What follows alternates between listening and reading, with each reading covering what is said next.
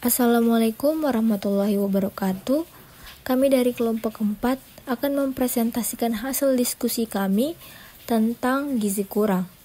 Adapun anggota dari kelompok kami yang pertama ada Intan Anugrah, Mawaddah Nur Aulia, Natasha Audina Cahyani, Rajwa Fauzia Sarnianti, Sheikha N.F. Fatarum, dan Wawode Lindi Sarastia. Adapun latar belakang dari materi yang akan kami bahas yaitu gizi kurang atau malnutrisi merupakan kondisi di mana seseorang tidak mendapatkan asupan nutrisi yang cukup untuk memenuhi kebutuhan tubuhnya. Kondisi ini berdampak serius pada kesehatan, terutama pada anak-anak, ibu hamil, dan lansia. Dalam mengatasi gizi kurang, diperlukan peningkatan akses terhadap pangan bergizi, edukasi tentang nutrisi, dan intervensi medis. Program pemerintah seperti pemberian makanan tambahan dan fortifikasi pangan serta peran masyarakat dan sektor swasta sangat penting dalam upaya ini. Gizi kurang adalah masalah kesehatan yang memerlukan perhatian segera untuk meningkatkan kualitas hidup masyarakat. Definisi gizi kurang. Apa sih gizi kurang itu? Jadi, gizi kurang adalah kondisi di mana tubuh tidak mendapatkan asupan nutrisi yang cukup untuk memenuhi kebutuhan sehari-hari. Hal ini dapat terjadi karena konsumsi makanan yang tidak memadai, kualitas makanan yang rendah, atau gangguan penyerapan nutrisi dalam tubuh. Gizi kurang juga merupakan suatu kondisi berat badan menurut umur atau BB per umur tidak sesuai dengan usia yang seharusnya. Kondisi gizi kurang rentan terjadi pada balita usia 2-5 tahun karena balita sudah menerapkan pola makan seperti makanan keluarga dan mulai dengan tingkat aktivitas fisik yang tinggi. Selanjutnya, faktor penyebab gizi kurang pada anak sekolah. Faktor penyebab gizi kurang pada anak sekolah ini ada beberapa. Nah, di antaranya yang pertama, kebiasaan pola makan yang buruk. Asupan makanan yang tidak memadai atau tidak seimbang dapat menyebabkan kekurangan gizi pada anak-anak usia sekolah, yang mempengaruhi pertumbuhan dan perkembangan mereka, seperti mengonsumsi jajanan yang berada di sekolah yang belum terjamin keamanan dan gizinya. Yang kedua, kurangnya pengetahuan orang tua terkait gizi seimbang anak. Tingkat pengetahuan ibu tentang nutrisi memainkan peran penting dalam menentukan status gizi anak. Kurangnya pemahaman tentang nutrisi yang tepat dapat berkontribusi pada kekurangan gizi. Yang ketiga, pengawasan orang tua yang tidak memadai. Orang tua yang sibuk dan tidak sempat untuk memberikan pengawasan yang memadai atas kebiasaan makan anak-anak mereka dapat mengarah ke pola makan yang tidak teratur atau tidak sehat yang berkontribusi pada kekurangan gizi. Yang keempat, terbatasnya akses terhadap makanan bergizi.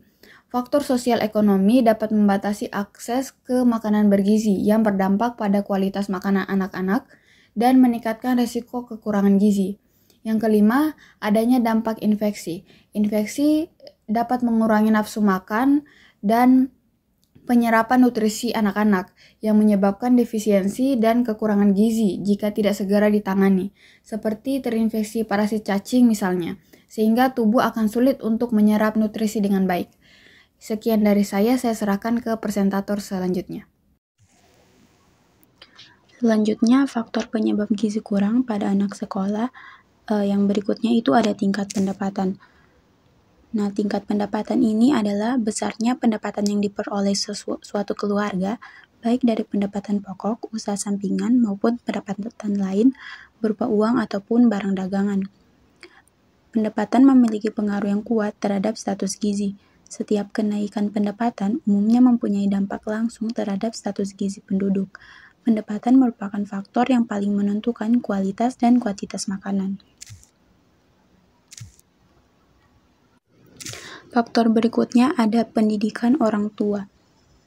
Nah, semakin tinggi tingkat pendidikan, maka semakin besar pula perhatian terhadap asupan makanan.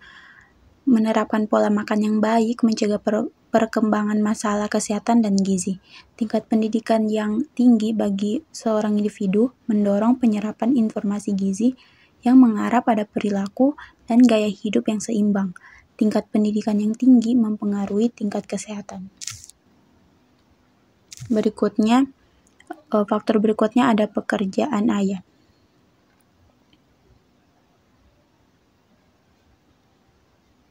Pekerjaan dari sudut sosial merupakan kegiatan yang dilakukan dalam upaya untuk mewujudkan kesejahteraan umum bagi keluarga untuk mempertahankan dan mengembangkan kehidupan. Pendidikan orang tua merupakan salah satu faktor yang penting dalam tumbuh kembang anak.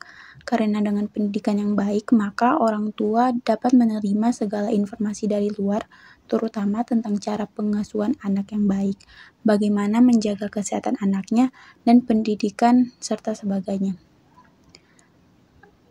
Yang terakhir, faktor terakhir ada pekerjaan ibu. Pekerjaan ibu merupakan kegiatan ibu yang dilakukan di dalam maupun di luar rumah yang bertujuan untuk mendapatkan hasil.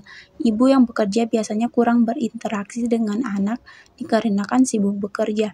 Ibu yang sudah mempunyai pekerjaan penuh tidak lagi dapat memberikan perhatian penuh terhadap anaknya, apalagi untuk mengurusnya. Meskipun tidak semua ibu bekerja tidak mengurus anaknya, tetapi kesibukan dan beban kerja yang ditanggungnya dapat menyebabkan kurangnya perhatian ibu dalam menyiapkan hidangan yang sesuai. Baik, langsung saja. Adapun dampak gizi kurang pada anak yaitu ada 2. Yang pertama ada dampak jangka pendek. Adapun jangka pendek berupa beberapa pertumbuhan seperti pertumbuhan tulang, berat badan, tinggi badan lambat bertambah, rentan penyakit infeksi, demikian juga perkembangan otak melambat. Yang kedua yaitu ada dampak jangka panjang yang dapat menyebabkan kegagalan dalam belajar, pendidikan rendah, kemiskinan, dan risiko penyakit degeneratif tinggi. Sehingga dikatakan bahwa perbaikan status gizi anak merupakan manifestasi untuk mencegah penyakit degeneratif di masa yang akan datang. Oke, baik, langsung saja penanganan masalah gizi kurang pada anak sekolah. Anak prasekolah merupakan sumber daya manusia yang masih berada dalam tahap tumbuh kembang. Masa usia prasekolah merupakan masa pertumbuhan dengan peningkatan berbagai kemampuan dan perkembangan lain yang membutuhkan fisik sehat. Namun, dalam tumbuh kembangnya, anak prasekolah dapat berisiko memiliki masalah kesehatan. Salah satu masalah kesehatan yang dapat menyebabkan gangguan pertumbuhan dan perkembangan yaitu gizi kurang. Edukasi mengenai pentingnya konsumsi makanan dengan prinsip gizi seimbang pada anak perlu dilakukan kepada masyarakat. Sekolah merupakan sarana yang efektif dalam memberikan edukasi gizi. Anak prasekolah umumnya menghabiskan waktu sekitar 3-4 jam sehari di sekolah dan turut berperan penting dalam menanamkan kebiasaan hidup sehat kepada anak. Permasalahan berkaitan dengan masalah gizi adalah masih rendahnya pengetahuan dan kesadaran masyarakat khususnya ibu tentang pentingnya penerapan gizi seimbang pada asupan makanan harian anak. Dengan demikian, pemberian edukasi gizi di sekolah dapat menjadi salah satu alternatif tempat edukasi yang efektif bagi orang tua, anak, dan guru. Dalam mencegah masalah gizi, kegiatan edukasi merupakan upaya yang dilakukan dengan memberikan pesan, menanamkan keyakinan agar masyarakat mengerti dan sadar serta mau dan siap melakukan anjuran kesehatan. Keberhasilan edukasi penyuluhan dapat dibantu dengan penggunaan media. Penggunaan media dalam pembelajaran sangatlah penting karena dapat memudahkan dalam menerima materi. Namun menggunakan media, kita harus mengetahui karakteristik tersebut sebelum dipilih dan digunakan dalam edukasi agar tujuan yang diharapkan tercapai. Edukasi gizi tentang pentingnya gizi seimbang pada anak prasekolah penting dilakukan untuk mencegah gizi kurang yang berkelanjutan dan menanamkan kebiasaan makan bergizi seimbang sejak dini. Edukasi ini dapat dilakukan di sekolah dengan melibatkan orang tua, anak, dan guru sekolah. Penggunaan media yang efektif diperlukan agar kegiatan edukasi lebih lanjut dipahami oleh peserta. Selanjutnya, sekolah dapat membuat program bekal sehat dan perlu adanya kegiatan pendampingan dari puskesmas untuk memberikan edukasi gizi pada anak sekolah dan anak prasekolah, serta monitoring status gizi anak di sekolah agar anak terhindar dari masalah gizi kurang dan memiliki status gizi yang baik. Selain itu, pemerintah telah meluncurkan program gizi anak sekolah atau Progas yang bertujuan untuk meningkatkan status gizi anak melalui pemberian sarapan di sekolah. Program ini tidak hanya membantu meningkatkan status gizi pada anak, tetapi juga membentuk kebiasaan hidup sehat seperti sarapan secara teratur, yang pada gilirannya dapat meningkatkan konsentrasi belajar, daya tahan tubuh, dan kesehatan secara keseluruhan.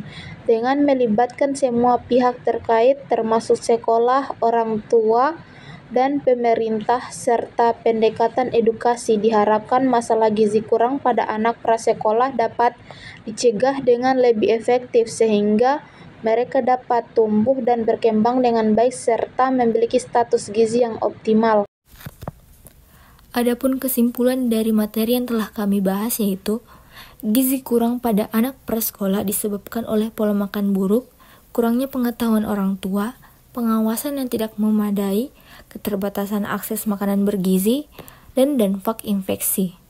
Dampaknya meliputi hambatan pertumbuhan fisik, perkembangan otak, serta rentan terhadap penyakit infeksi dalam jangka pendek, dan resiko pendidikan rendah, kemiskinan, serta penyakit degeneratif dalam jangka panjang.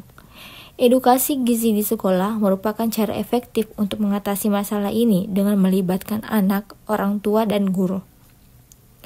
Program gizi anak sekolah atau Progres dari pemerintah mendukung upaya ini dengan menyediakan sarapan sehat di sekolah yang membantu meningkatkan status gizi anak dan membentuk kebiasaan hidup sehat sehingga mereka tumbuh dan berkembang dengan baik. Itulah tadi paparan materi dari kelompok kami.